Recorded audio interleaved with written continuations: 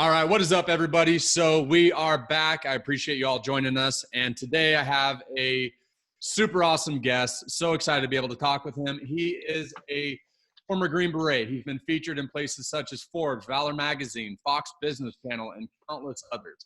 Served multiple tours overseas, including the invasion of Iraq, as well as being deployed for around 300 days per year for a decade. After all of that, he went on to be the founder and the CEO of Black Rifle Coffee Company, and has experienced massive success within that business. Let me introduce you all to my next guest, Mr. Evan Hafer. How you doing? Oh, shoot. That's me. Wow. Okay. Yeah. Was that all right? That's all right, right? Yeah. That was all right. I think it just sounds more impressive than it probably was, but it reads well on paper, I guess. Reads well on paper. That's awesome. So yeah, it's more of a Forrest Gump situation, I think. I just found myself in the right place at the right time. Well, and that kind of leads me into, I guess, where I'd like to start, because we're just talking. And for those of you out there that don't know, and if you've been listening to the podcast, I guess you do know, I live in a tiny town, like 400 people.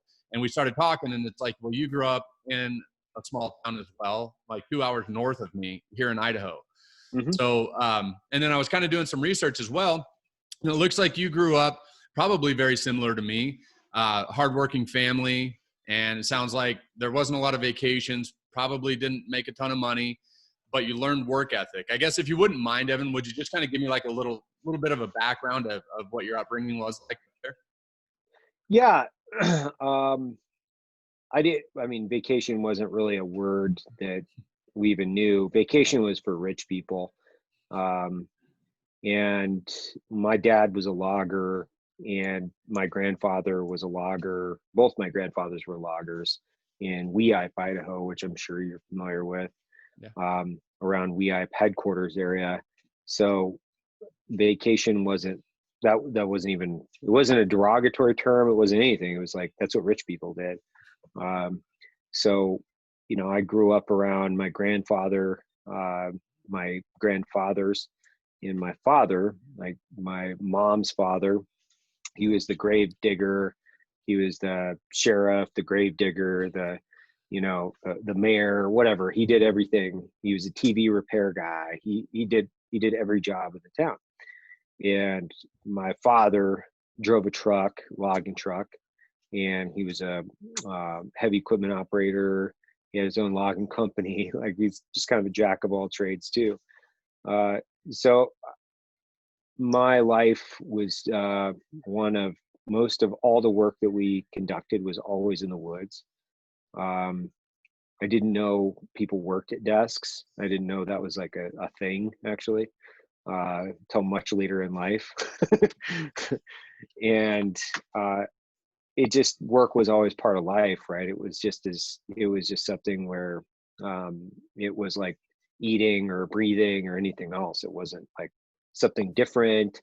And then manual labor was always what I identified with as work. It wasn't like, work wasn't working through spreadsheets. Work wasn't, running through, pro formas or something like that. Like, work was always manual labor. So, my cousin and I, he grew up in Weippe too. He's actually got a PhD in genetics. I think it was later in life when we discovered, like, oh, people go into college and they do other things, and but he's also super accomplished. Like, he was a smoke jumper in Idaho for a long time, and I went and became a Green Beret. He went and became a smoke jumper. He's way smarter than I am, but both of us we're both we like to say that we're fairly balanced on both sides of that equation. That's awesome. So, because you grew up that way, and we'll kind of get into some of the stuff later on, but I assume when you were growing up, it probably wasn't always a ton of fun learning that work ethic, right? Like, I know when I was growing up kind of on a ranch and all the stuff that goes into that and just working all the time, you probably didn't realize as a kid, but like, how do you feel like that impacted you when you did get into, when you got to be a Green Beret and running a business and stuff? Like, how much, I guess, can you kind of bring back and attribute to learning the work ethic at such a young age? Well, I think I equate it to, it wasn't a ton of fun, but it had a massive impact because I've talked about this a few times with a bunch of my buddies. Like I never saw my dad in a pair of shorts, for instance, Me either. Swear to until God. I was like Yep. 30 years old. I Yeah. was like, oh, that's what you look like in shorts. Okay, that's cool. He wore white boots, which I'm sure you're familiar with those. They're Yep. made out of Spokane. He wore white boots. He wore 501 shrink to fits, and he wore flannel. And that's literally what I saw my dad wear.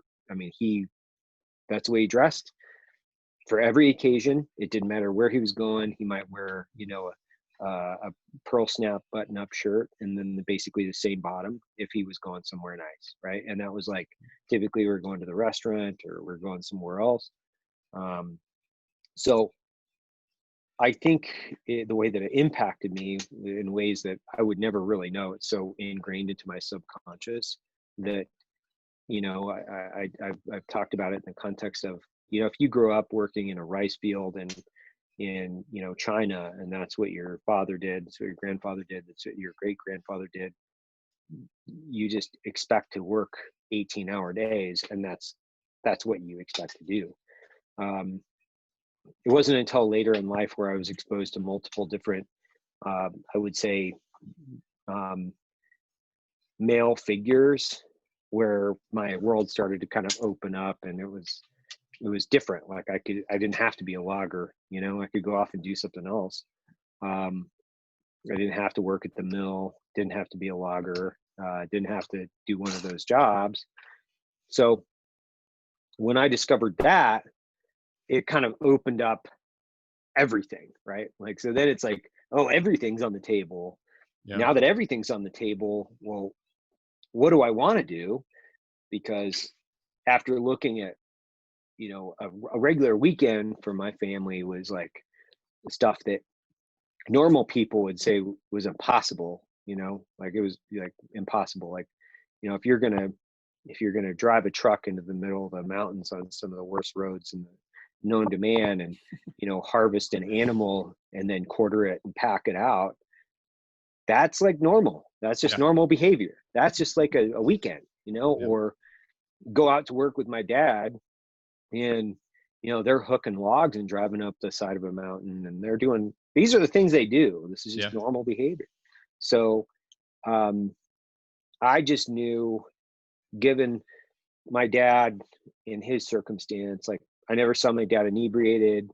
I've never seen him like belligerent. I've never seen him like, anything other than like he's up at 4 a.m. He drinks about a pot, or he fills his thermos up with a pot of coffee. He's out until it gets dark, and then maybe past dark. And that's just the way that I grew up. That's what I knew people around me did. And so I just applied in my mind early on. I was like, well, if there are no boundaries to the context of work, and you can now emphasize your intellect against your physicality, right? Well, why can't you just do whatever the hell you want to do and just go be exactly who you want to be? And that's where I thought, jumping out of in third world nationals and, to overthrow countries, I was like, that seems pretty interesting to me. I didn't even think twice about whether or not I could do it. It was just like, oh, I'll go do that. just another day, right? I mean, another day, I'll go do that. Yeah, I'll go do that. Now, once I realized there was actually a selection process, then I was like, well, this obviously is going to take a lot of work. I'm not afraid of the work. And, I've seen my dad do things harder on his own than what guys do in special forces assessment and selection. And that's not me hitting on special forces assessment and selection, but when you see your grandfather and your father do things that are physically harder and more dangerous than what is required, you kind of have that DNA where you're like, oh, I'll put on it. Like, I may put on a bunch of weight and, pack stuff around in the woods at night with a map and compass. Dude, that's my weekend. So like, what are we doing different? Like, okay, I got to lead some guys. Like, all right, great. I'm used to throwing a quarter on and not having a flashlight and like trying to wander around. Yeah, exactly. Yeah, you get it. Like, or you get up somewhere and, your truck breaks down. Well, back then you didn't have like a sat text or, you know, that was like, you're walking, Yeah. you're walking, you're putting what you have on your back and you're walking to a place, and you got to know where you're at all the time. So like the rules of being Green Beret were like, always know where you are, always look cool. And if you don't know where you are, look cool. And, and, you know, I grew up with a map. I grew up with a 1/24,000 USGS map. I knew how to start a fire with flint and steel, like really early. Like I'd always been attracted. I lived in the woods, like I would go to work with my dad, go to work with grandpa.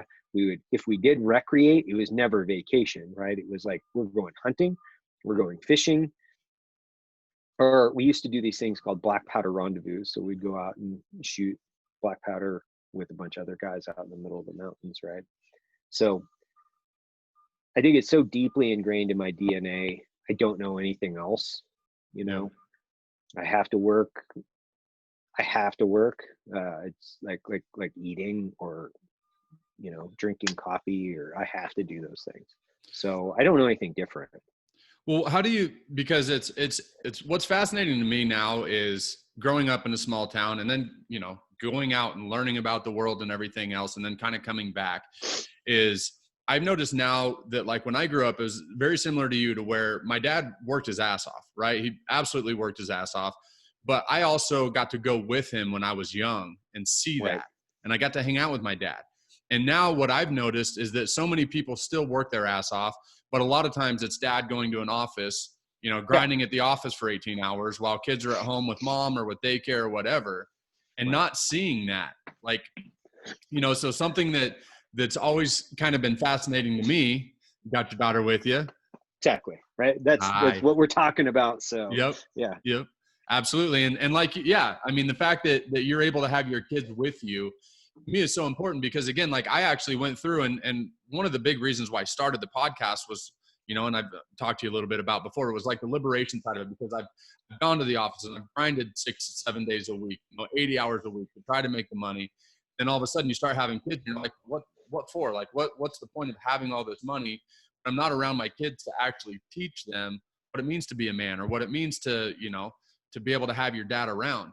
And so even though like you weren't going on vacations, I look at it to where it's like, would you rather never go on a vacation? Because I never did either. Like I had friends that would like fly off to Florida, or, would go to Disneyland. And I'm like, what is Disneyland? Like all of that stuff. But at the same time, like I got to see my dad and be around my dad and learn the work ethic. And so I look back and I'm like, okay, would I rather have 3 days a year where I get 100% undivided attention from my parents, or like actually be able to be around my dad and learn how to be a man, learn how to work? Like, what do you think about that? Yeah. I think it's very similar. Brundage is a ski hill that's really close to both you and I, right? Yep. And I had friends that were like going to Brundage, and I was like, I always looked at that as just kind of like, that's just kind of stupid. Like, what are you guys doing? Like you guys are going skiing. Like I didn't really even get into that side of things. Recreation wise, like I didn't really even know how to necessarily even enjoy myself until later in life. Um, and I think it's a double-edged sword, right? My dad worked a lot and he was gone a lot. So, you know, I think now when I balance those things, I look at it as you have to spend time and you have to build in that template. They have to see you work. They have to see what work is like. That's one of the reasons why I built the company, because I was having children, and every company that I've been involved in, um, I looked at it as my post-employment consequence to my family, and which is I didn't ever want a job. Like I carried a gun, and it was a very individual activity for a long period of time, and it required me being out of the country in order to pay my mortgage. And those were individual and fun endeavors. And when I say they were fun, they're patriotic, which I do feel a substantial amount of ethical responsibility to serving the country. It was definitely my pleasure. But after a certain point, it just becomes more of a selfish endeavor. I could choose whether or not I was going to deploy or not, whether or not I was going to keep doing those things. And when I had kids, I actually bought a company in Idaho, or into a company in Idaho that does middle fork of the salmon trips. So we do 12 trips a year on the middle fork. And the reason I bought that company was because what I wanted is to be able to share time with my family in a place where I would be working and where they would have to work, right? And Yep. there would be no electronic distractions. And the middle fork, it's the most remote wilderness in the lower 48.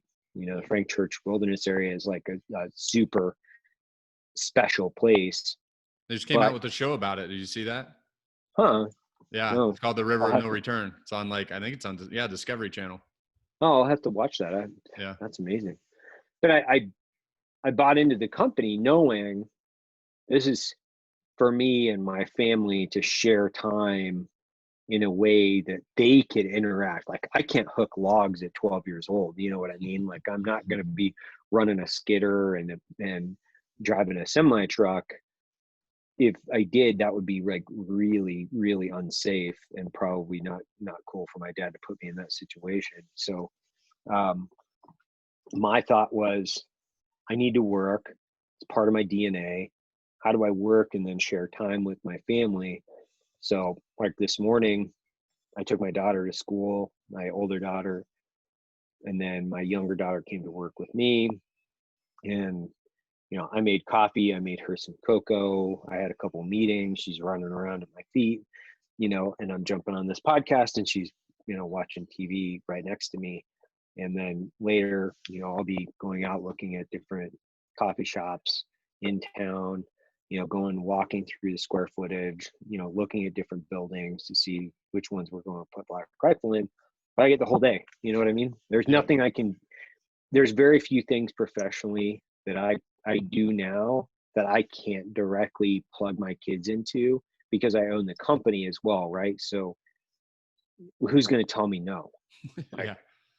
And to be quite frank, that's why I did it, because I wanted the autonomy, I needed to be able to emancipate myself from a profession where I worked for other people and they established the rules, to where I established the rules and raise my kids and be with my family in a way that was more beneficial than the way that my father raised me, which was like, he's out working, I'm sitting in the truck, right? Or he's working, I'll see him on Saturday.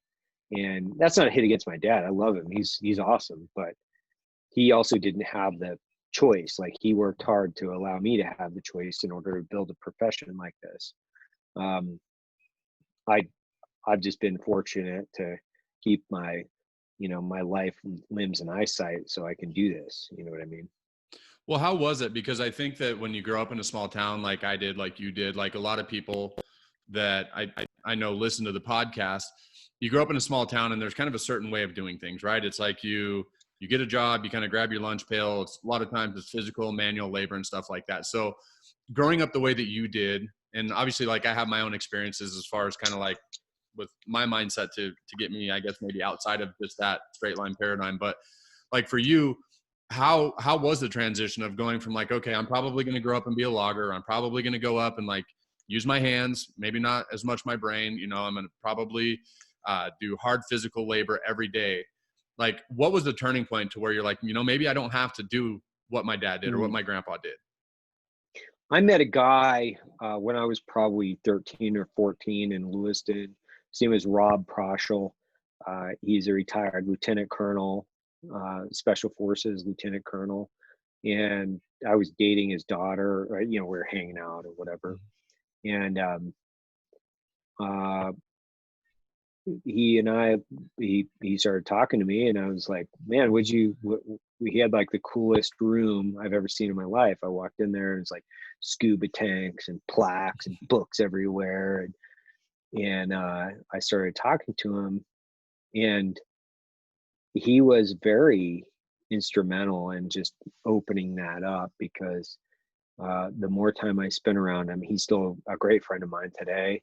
Um, he was very instrumental in seeing like, wow, you can do other things in life than this that are still physically difficult, which requires, the discipline of, a labor industry professional and the intellect of an executive, right? Like that's like, those two things are so interesting to me. And at a very young age, I found it really interesting. It was paramount to my development. So he gave me a book on special forces really early. I knew exactly what I wanted to do. I wanted to be a Green Beret, and then being a Green Beret, that opened up like all these other things, right? So then you start, traveling the world and interfacing with all these other people, and then guys coming in from, every walk of life, and they're hyper exceptional people. They're 1% in the exceptional category, right? So they come from all walks of life, from not only, the States, but some of these guys lived overseas, and like, multiple trips and all these different places. Then you start looking at different government agencies. And then, so kind of the culmination of all this was like meeting this one guy at a very young age, him turning me on to this other profession, then me understanding what I needed in order to accomplish that.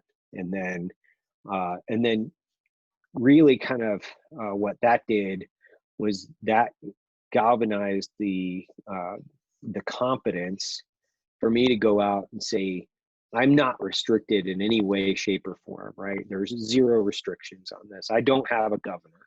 The only governor in your life is literally you. Like, it's you. So you can go as fast or as slow as you want. And the only thing that restricts you is when you hit your wall, right? When you hit the wall, then that wall is like, I can't be, for instance, I know, like, I can't be a proficient astrophysicist.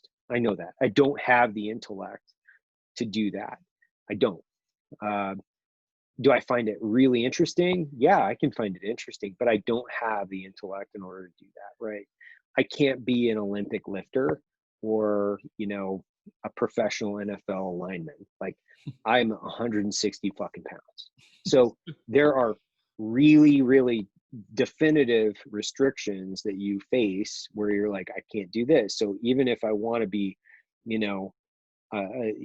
play center for the fucking Dallas Cowboys, well, dude, if you weigh 160 pounds and you're 5'7", that ain't gonna happen. Like, Yeah. You might be able to do it for a certain amount of time at maybe the high school level, and maybe get into like, collegiate level. But if your dream is to become that in the Dallas Cowboys, like, you have to have a real hard check reality conversation with yourself and say, I can't do that, right? You have to eliminate some of those options and be realistic as far as your intellectual and physical capabilities, and then go, okay, but what really excites me, right? So what excites me, what will build me as an individual? My time in the military as an infantryman, and then as a Green Beret, and then working for the CIA, that stuff is like very instrumental to who I am, and how it opens you up to a wide spectrum of people and personalities and professions. And now you interface, like I interface with guys like Andy Stump and Jocko Willenick, and like John Dudley, and Matt Best is like my best, Matt Best, my best friend. But these are guys that are like, we're all kind of drifting in this circle of performance where all these guys are really exceptional human beings. So then you're like surrounding yourself with more exceptional human beings. And if you continue to drive yourself And what I was thinking about this actually this morning in the shower, I really feel like I've gotten the most out of both my body and my mind, right? Which is like, I'm trying to wring the sponge out of everything I have. I'm not exceptionally gifted at anything other than like, how hard can I push this machine? And I'm running it at red. Whereas like a lot of guys, they have like more physical capability. They have more intellect. They have more this, but you know what they don't have? They don't have drive. They don't have discipline. And they can't, they just can't run that fast or push the machine as hard because they won't do it. And for a combination of, psychological issues or whatever it is, but, one of my prominent values is hard work and work ethic. And I I have a disdain for laziness, something that I've grown up with. And do you think that can be learned as you get older, or do you think that that's something that is so ingrained and so, you know what I mean? Like you just learned it so much from such a young age. When you get older and maybe have somebody who had kind of some lazy parents and they've saw, like, do you think at an older age, it's a learned thing, or you can learn it. You can learn it. So if there's somebody sitting there and they're like, you know what, I'm sitting here, I'm 350 pounds. I have no discipline. I have no work ethic. Like, what would you tell that person if they actually want to acquire those things? If they want, like, there's the first choice, right? Which is like, your life is literally nothing other than your choices exemplified in action, right? That's all it is. So you have the choice every second, every millisecond of every day in order to write your own story, be the person you want to be. The only thing that inhibits people is, well, okay, I'm 350 pounds and, my parents were assholes. They didn't teach me discipline, or they didn't have good templates or whatever. Okay, boo-hoo, man. Like, I don't know. What are you going to do? And when I say that, it's, your legs aren't blown off. You know what I mean? Like, I know a lot of guys that are dealing with a lot of obstacles right now that are physical and that are mental, and they're not restricting themselves in any capacity. And then you have guys that are 100% physically capable. The only thing that's stopping them is their lack of ability to choose. Like, it's left or right? It's like, choose left, choose right. You can choose not to eat a fucking Twinkie. You can do that. You can do that. You can choose to go to bed earlier. You can choose to get up earlier. You can choose to, hug your children more often and tell them that you fucking love them. You can choose not to eat like shit. You can choose to exercise. The one thing that will stop people from doing it is not their parents. And if you're saying that your parents did something, that's just an excuse for you to be lazy, right? Well, I wasn't a Green Beret. Dude, I know civilians that outwork my capacity, 10 to 1, and they don't have that. One of my good friends, he has a physical disability, and the dude is a fucking Goliath of a workhorse. Like, one of my other friends I was just introduced to not too long ago has Lou Gehrig's disease, and he's still working from his wheelchair, like on his automated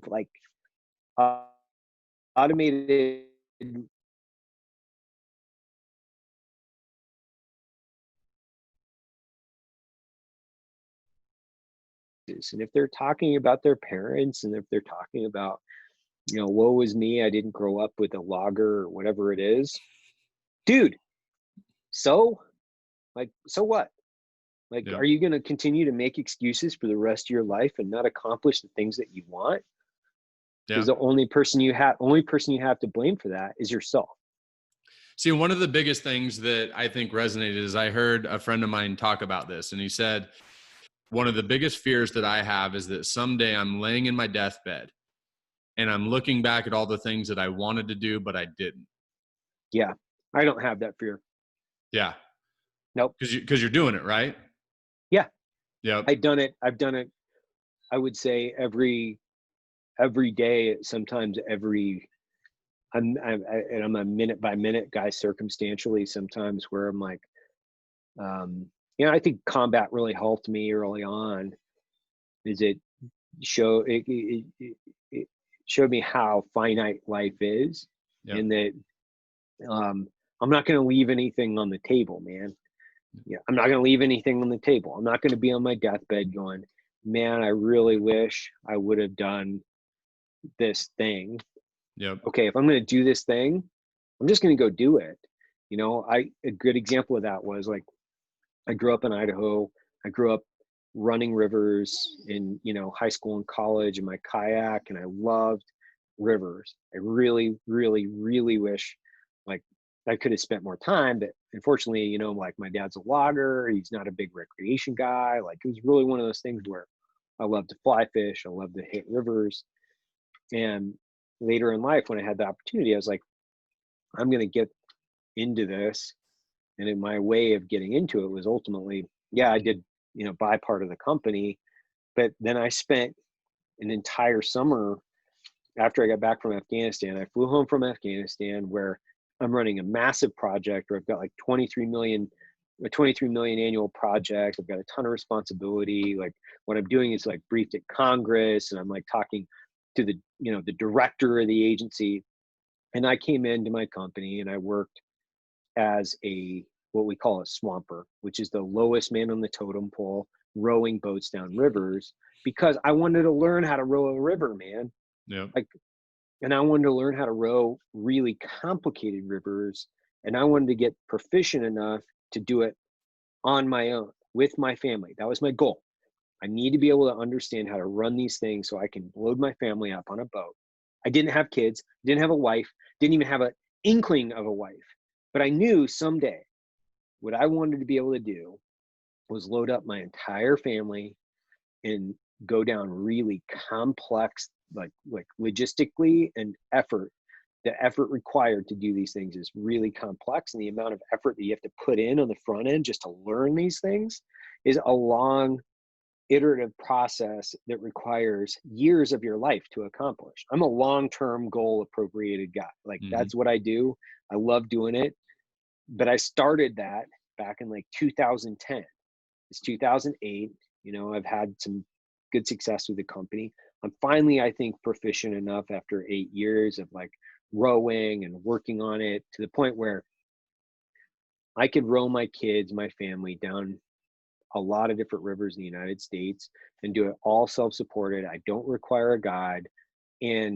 But that's a goal that requires years of dedication and the ability to swallow your pride, go out, keep your mouth shut, your ears open, and focus on what you're trying to accomplish.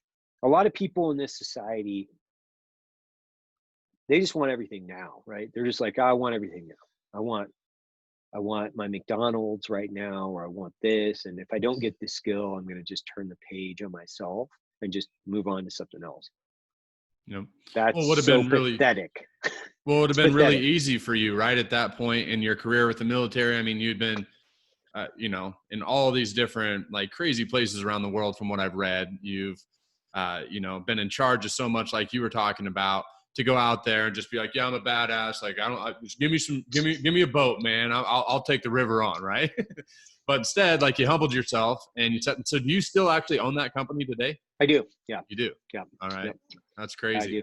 Yeah. And so I still rode the river. Like last year, I took my wife down the river. I took my entire company went out on the river. Like, and when I say entire company, company on the river last year. And it was me and the guides, and my partner, but me and another guy, Neil Curry, owns a company called Ready Gunner here in Provo. He's a former Army Ranger. He was also, a former river guide, and he and I rode the entire top to bottom Middle Fork with, me and my buddies. And, it's such a great feeling of accomplishment when you can do stuff like that and you can share these experiences with people. And, yeah, it would have been really easy for me to go, I can't do that. I'm already set I can't carve out the time. Yeah. I'm already set in my profession. I'll just pay a guide. Dude, I don't want to do that. I started archery hunting 2 years ago. I've never archery hunted in my life. Yeah. I just started too not long ago. But growing up around here, like I would have thought I probably would have done it Yeah, before, but it's a whole different experience than rifle hunting. experience. And last week, I have never shot anything other than pigs with my bow. I've been shooting my bow for 2 years. I went to total archery challenges last year. Um, you know, I shot um, a whitetail, like just a small, like 8-point whitetail, but I shot it 70 yards away. And Wow. for a bow, for an archery guy, like that's a long It's a shot long at a ways. whitetail. Yeah. Yeah, but it's taken me 2 years, man. You know what I mean? Where it's Yeah. like I have targets set up in the back of the shop. First thing I started with was like I packed a bunch of coffee bags, like those big burlap sacks, into another burlap sack, and I started shooting a traditional bow in my roaster. So just like 5, 10, 15 to start shooting. 2 years. My goal was to be able to be proficient enough that I could go kill an elk, but it's Yeah. taken me 2 years Yeah. I got to within feel about good enough. yeah, I got within about 60 yards of a bull. And again, this is my first year and I didn't even draw because I was just like, not yet. Like, I'm not ready yet. Cause I know, cause just like you said, it's like, I'll get there probably this time next year. I would feel confident, but I just like, not yet. And I couldn't get him any closer and he took off and I was bummed, but yeah, it's Like, definitely a and process to learn how to do it. yeah, and you got to kill a lot of stuff too, right? Whereas Yep. like I've shot a lot of stuff, like a lot of things, and I've shot a ton of stuff with rifles. I've shot, pistols at a high proficiency level, and but I had to kind of start over, and I had to go out and shoot a bunch of animals that really. So I went hog hunting. So, nobody cares about hogs in Texas. We like to just so I shot a lot of hogs, and then That's I'm like, something I want I'm to do. good, I've seen people do that. That looks like so much fun. dude. It's so much fun, but I shot a lot of hogs. In my last weekend was the first time. So 2 whitetail down, 1 heart shot at 26, and 1 double lung at 70. And so 2 arrows, two horned animals, and now I'm ready. Like now I'm like, oh, okay, you know what? I'll put the pins on something bigger, and Yeah. I'll put the arrow where I want to put it. Were you in a But tree it's too. stand? Yeah, I had a tree stand down in Texas. Both were tree stand deer, Mm-hmm. and then but I shot a ton of hogs down there too. Like I shot a ton of javelina and hogs. But man,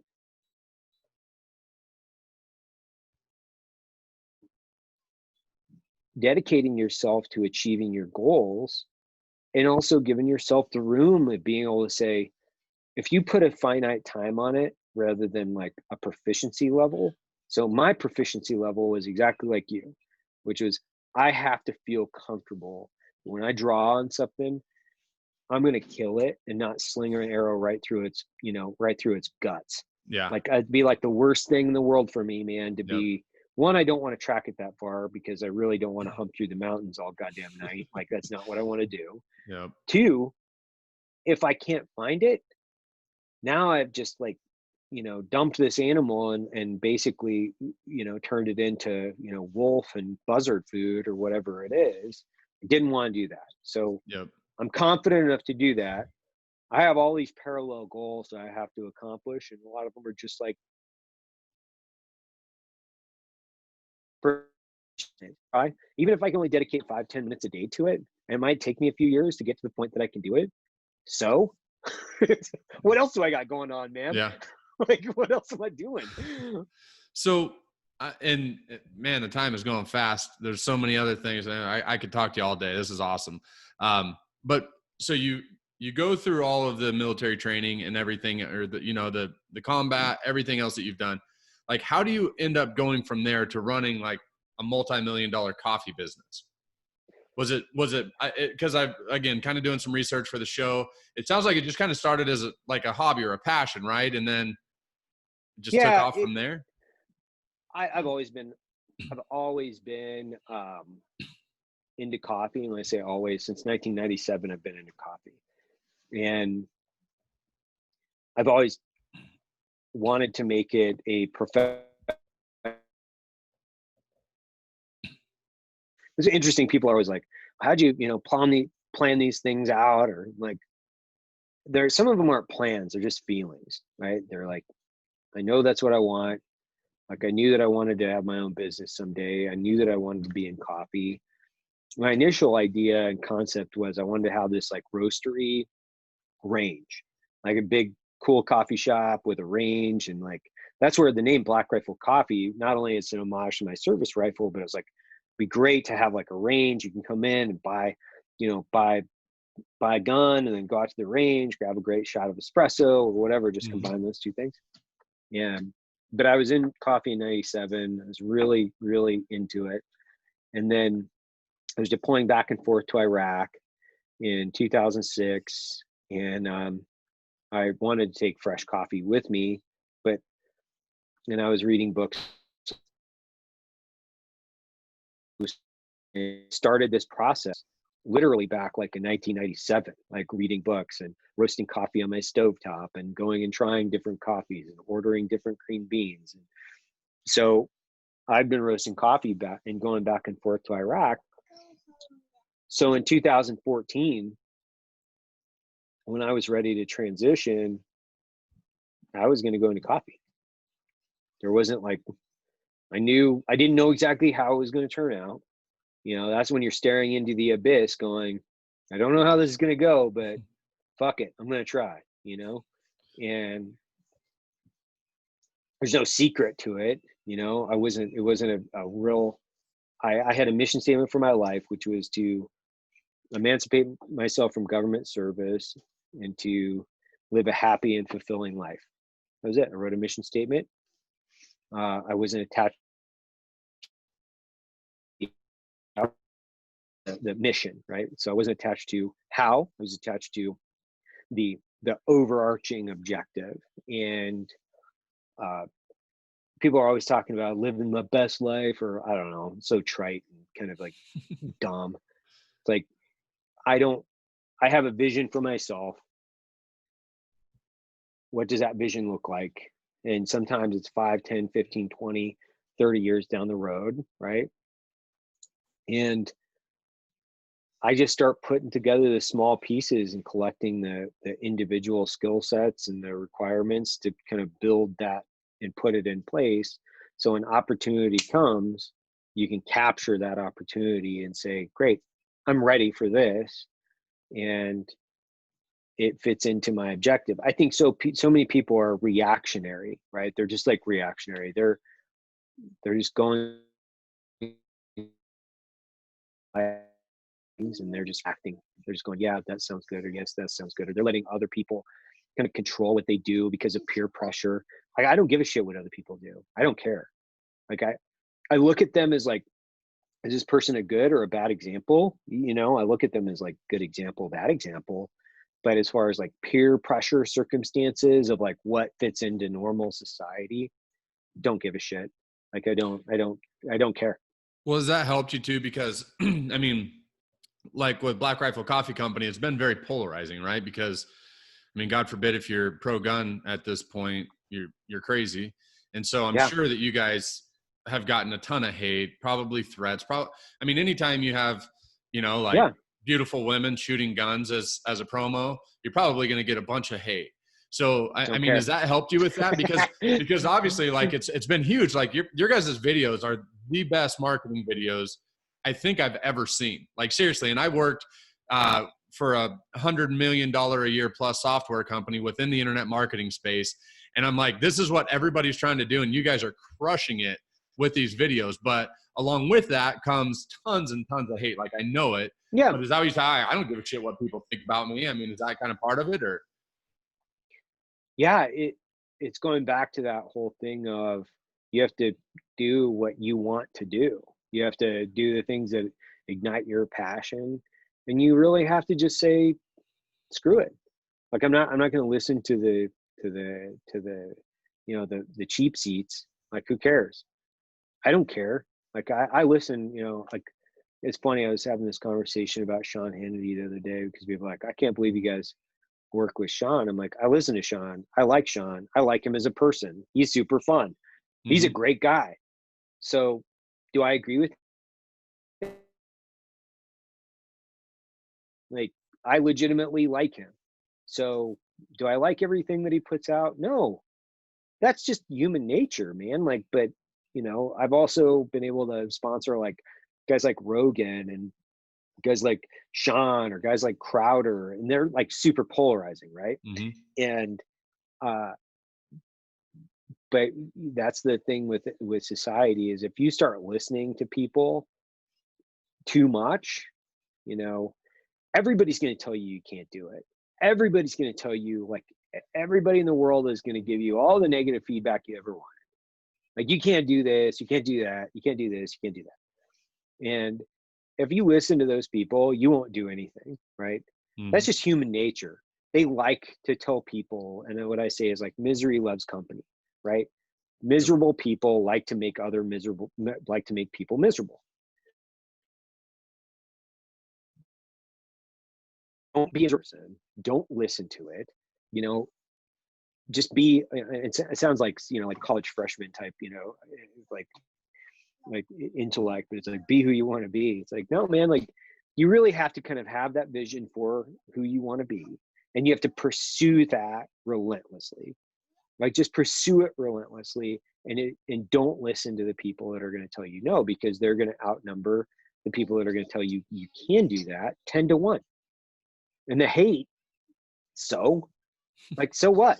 The people that hate on my company are the same people that can't take 20 people from their company down the middle fork and row a boat, and they can't shoot a buck at 70 yards. They can't manage a company of 202 people across 3 states with over 15 acres and 5.5 million coffee pounds roasted. They can't do any of that.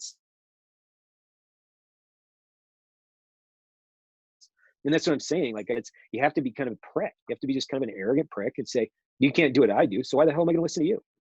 That's awesome. I love it. So I know I got to wrap it up. I know we're running out of time here, but there's Sure, a man. couple things that I definitely would feel really, really dumb if I didn't ask you, or I feel like we miss out because I read somewhere that you're a prankster. Is that right? Okay. Yeah. So I got to ask, when you were deployed, what was the best prank you can think of? Oh man, I've done some really good ones. I found some water skis and a life jacket in a shipping container one day, and I pulled that out and I started wearing it around in Iraq, and I threw the skis in the back of my truck on this compound. And I went out and I was picking up some Delta Force guys, and they were like a command sergeant major and a commander jacket. And I got this patch made that it said gay meter on it, and it was pegged out, and it was like in rainbow colors. And I had a fake mustache on, and like I was just picking these guys up, and I had water skis in the back, and the Delta Force sergeant major was like, "What the fuck?" Kind of a thing. He's like, "What is that? Is that gay meter? Like telling me that you're gay?" And I'm like, "Oh no, man, that's taking a reading off you." And this thing's pegged out. And he was like, "Holy crap, I can't believe this dude," And I was like, "Hey guys, just gonna hit the lake a little later. You guys up to do some water skiing?" And they're like, "There's a water skiing place?" And I'm like, "No, you guys, this is at RAC, dude. There's no place to water ski. Like, when you guys don't do map recons at Delta Force?" And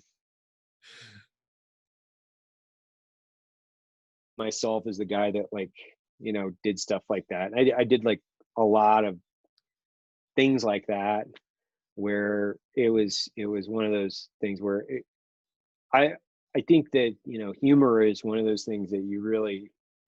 I'm a fairly serious character when I need to be, but there's no reason not to just really try to have as much fun as you can, and you can still have fun in places like Iraq or Afghanistan or in any serious endeavor.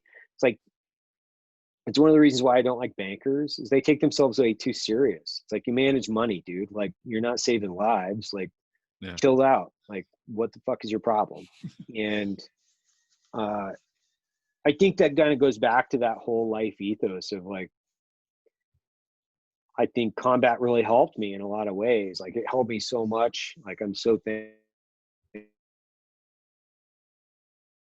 is because life can be like gone. It's just like, turn the switches off, you're done. And if you're not the person you want to be, and you know that there's that person underneath where you're like, I'm pining to be that guy, you just have to make the change. Just flip it. Be like, great, I'm that guy now. Who cares? What's the worst thing that can happen, man? Like, the worst thing that can happen, what are they going to do? Take your birthday away? Like, nothing's going to happen. Like, so for me, like, pranking people is just about, humor, providing laughter, a little bit of relief. It's entertaining and it's interesting, right? It's like setting it up. What about for your company with some of the videos and stuff? I assume you guys probably have to take shots at each other or prank each other while you're doing some of your, whether it be the videos or like around the office or stuff like that. Like, what do you got? What's your best one that you have as far as that's concerned?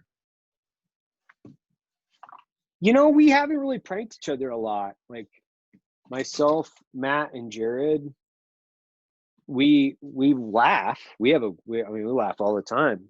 And we tell jokes. Like, we're very much into this. Like, when we get into a creative space, we laugh so hard, and it kind of reminds me of when you're a kid and you're sitting around with all your buddies and you go into like imaginary land where you're like playing GI Joes and you can imagine what's happening, and you guys are having like the purest fun as a kid, right? Because it's like you're in imaginary land, right? And myself, Matt, Jared, and Logan, we spend a lot of time over in imagination land trying to think and people and make each other laugh a lot, because we're trying to figure out like what will provide value, what will be funny, what will people think is funny. If we think it's funny and we make each other laugh doing it, we gotta film it. That's when we're like, we gotta film this. Let's go. And then we fire up the cameras and we get it done. And that's kind of our obligation to the community, is let's create amazing content that makes us laugh, because now we're all laughing together, right? And that's one of the reasons why I love humor, is because it's something you can collectively accomplish, right? It's not, if you don't find it funny, chances are it's not going to cause a lot of hate either. Like, it's just positive energy, right? It's just like creating positive energy and then pushing that into the community and then having a collective laugh. Great. Now we've done something positive for everybody. And if we're focused on doing positive things versus like negative, we're always in a positive headspace too, versus a negative headspace. And that's why we love doing humor too. Like, this is just a side note, I guess. Yeah, no, I totally agree. So just, I guess, kind of two last questions. Is your, because I know we've talked a lot about him and a lot about kind of your upbringing and stuff. Is your dad still around? Yeah, he works for me. Does he really? Yeah, because that's what I was going to ask. He does what? He runs my facilities. That's awesome. Yeah. So like, what did he think when you're like, hey Dad, I think I'm going to get into coffee, being like probably a rough and tough logger. Was he like coffee, or was he like, that's awesome, like, go for it? My dad just learned early on, I'm a weird guy. Like, he just, he learned how to cope with me, like, really, really, really early on. I think once I donned a Green Beret, my dad kind of said, I'm just going to stop questioning, as and then he didn't know that I worked for the agency. He just knew like I was in combat zones the majority of my adult life. And I'd done a bunch of other stuff. I'd climbed mountains and run rivers and, run marathons. And I would go out and run 40 or 50 miles at like 100 degrees and just with no water, and like do weird things where my dad's just like, I'm just going to stop even weighing in on anything he does, because it doesn't matter anyway. Like, My dad would say, well, I think that's stupid. Very rarely did he say that. I think that's stupid. Probably after the age of 21, my dad never really said that's stupid. He'd just go, what are you going to do? Okay, great. All right. Well, I guess that's what you're going to do now. So I got to be behind you and support you, or get the fuck out of your way, or, just not really understand it. Most of the, he doesn't really question anything anymore. He hasn't questioned anything since I was probably 22, I would say. Mm-hmm. Once I got home from Iraq, I think, he looked at me completely different. He looked at me completely differently. Like, he's like, okay, well, he's not only a man, but he's a man that has done some pretty crazy shit. So my dad is a guy that respects hard work. He respects work ethic. He respects all these things. And then when your son's a Green Beret and he goes off to combat and he comes back, you tend to kind of have a different layer of communication with the parent after that. It's not the same. Like, I can't tell him how to do logging. You know what I mean? Mm-hmm. I don't even pretend to, but I can do other things. I have other superpowers. I can do complex math in my head.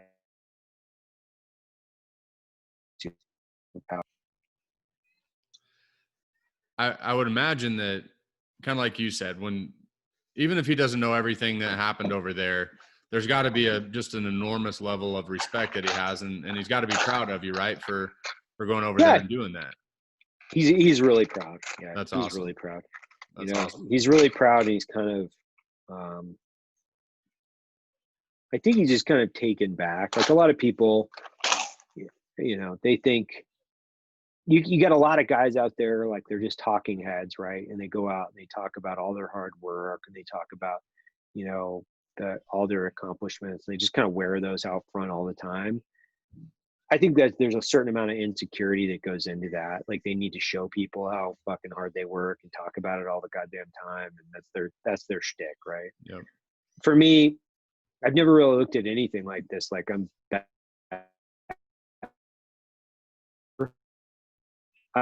not better for any of it. Like, I'm not a better person for accomplishing any of it. I'm not better than anybody in the mountains of Idaho or anybody working in a mechanic shop. I just chose a different life, right? It's just like, I just chose a different life, and I'm not going to go out and tell people how much fucking better I am than they are, or how to do something, unless they're like, oh, hey, how do you do this? I'm like, oh, I'll try to sort it out. I'll try to help you. But, he is proud. I'm not that, like, I'm not that arrogant about it, I guess. I don't know. I just live my life. I'm the same dude that he's known for all my life. The same kid that used to cause a bunch of trouble for him. You know what I mean? I just went out and did a bunch of weird shit that I thought was cool. And I didn't do it because my dad was on me as a kid. I didn't do it because I had to prove something to my peers. I did it because I was interested in it. And I think it's fun. I think it's interesting, and I think it's fun. Mm-hmm. Awesome. So last question, get you out of here. Sure.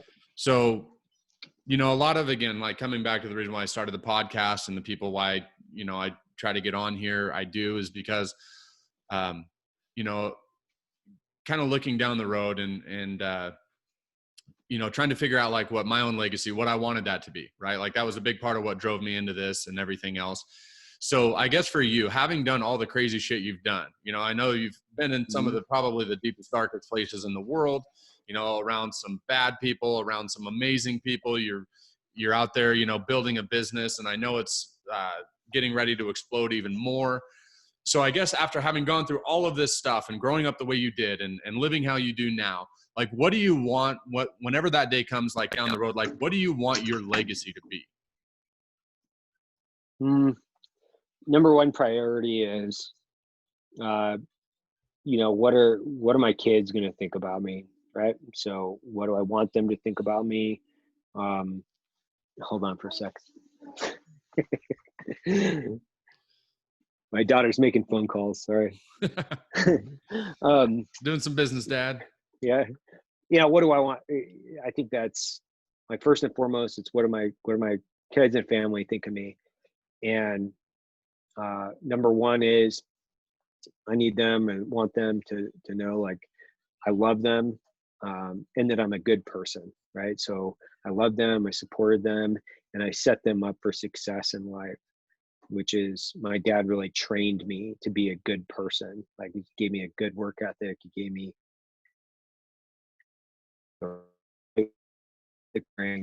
and he provided a template that I could utilize not only for my life, but if they decide to have children, for my children's life, and I can carry on the legacy through generations of my own DNA.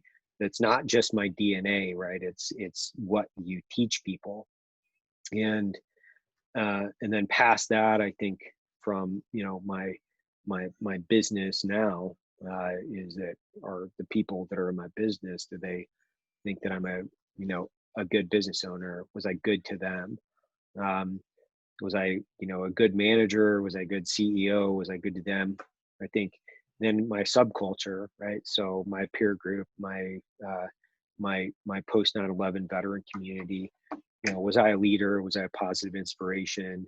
Did I provide proper amount of opportunity within my own individual success? Have I carried that on? Uh, uh, no care. I past that, I don't care. Yeah, it's the only people I really care about influencing are my family, my business, and my peers. And after that, you know what? Uh, if people think what I'm doing is great, if they think what I do is good, if they think what I do is ethical, okay, cool. But I don't care about impressing them. I don't care about um, what my legacy means to them.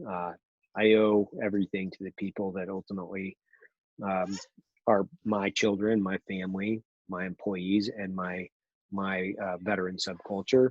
Past that, I don't have any energy to do it. What's up? You got Perfect. your leg stuck? Here, let me see it. Here. Are you okay? Is it all right? Sorry. No, you're good. Yeah, past that, I don't think, there are a lot of guys that want to be like Winston Churchill or, uh, I don't know. I mean, I'm just Teddy Roosevelt or carry on some weird legacy outside of that. I think if you try to boil the ocean when it comes to that, it becomes too complex and have to carry, you have to look at, you have to listen to too many voices, right? So those are my priorities, and that's how I think about them very sequentially. And that's all I really have the energy or the direction to do. Like I'm a pretty simple person. I like the mountains. I like solitude, living in the mountains, reading really fucking good books. Um, and I can be a positive energy in the world, and that's about it. Like really, I'm fairly simple. Everything else out here, as far as like, a list of so-called accomplishments, is just icing on the cake, and ultimately, it's just things that I can exercise my intellect and physicality to that I'm not bored. Mm-hmm. Mm-hmm. It's interesting to me. I do it, so that's pretty much I would say the capstone to it. Perfect. You seem like a good dude. I'm so, like I said, I'm so thankful, Evan, that you took the time. It's so cool to see your daughter running around there while we're doing this and being able to have that experience as well. And like I said, I'm just super grateful that you hopped on here. You gave everybody a ton of value, a ton of things that I know have kind of helped form you. And I know that you also went through some stuff that people could actually look at, listen to, and be able to implement. So once again, my brother, I appreciate you hopping on here. Dude, thanks for having me. I appreciate it. If you ever Absolutely. need me back, just give me a buzz. Sounds good.